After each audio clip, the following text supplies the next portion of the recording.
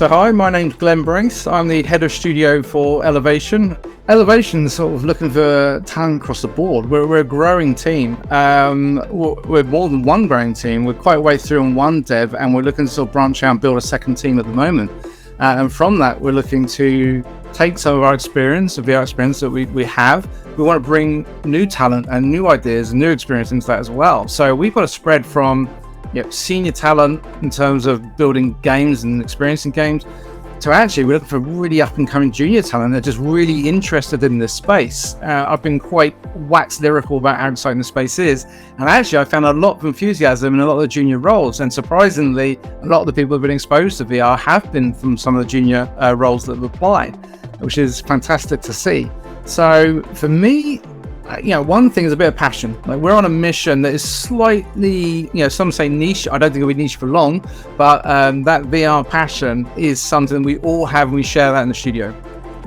It's a very cross-discipline way of working. So, whether you're an animator, whether you're an artist, whether you're a graphics programmer, whether you're a level designer or system designer, we're all making a game. I think fundamentally we've come from games, we play games, we love games, and all the work we do, the success is the end goal, which is the game. You don't want to be putting animation in the way of agency. You don't want to be, doing code that's so efficient but doesn't allow you to have enough things on screen, and so on and so on. So it's kind of, everything needs to be weighed up against that passion for what makes for the best experience. So what we're looking for is people who share that passion, people that actually share the passion of where VR can go, what it's going to be. But the other thing is, it does come down to experience. So I always say one of the things we drive to the studio is the evidence in software. You have to be really objective. So it is great that you can be creative. It is great that everyone can pull that creativity together, but the evidence needs to come through in software. So the direction we steer the studio is actually very agile. It's like every sprint, we look at what we've got, we look at the game in front of us, we experience it, we're very objective about it, but what is working, what's not.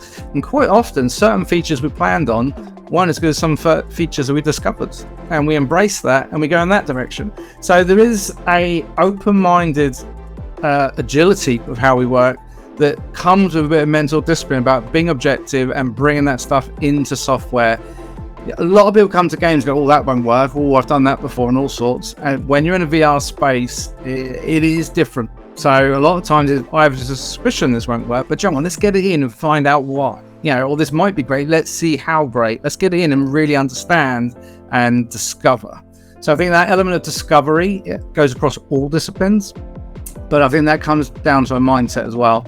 Is we are at a cutting edge of innovation. We are trying a lot of things, and it is good to fail, but fail fast, move on, build on what you got, move on. So, if you're coming into dev with, I'm a sculptor and I want to spend 4 weeks sculpting this specific asset to be the king piece in this level, great, that's interesting, but that's only part of the package.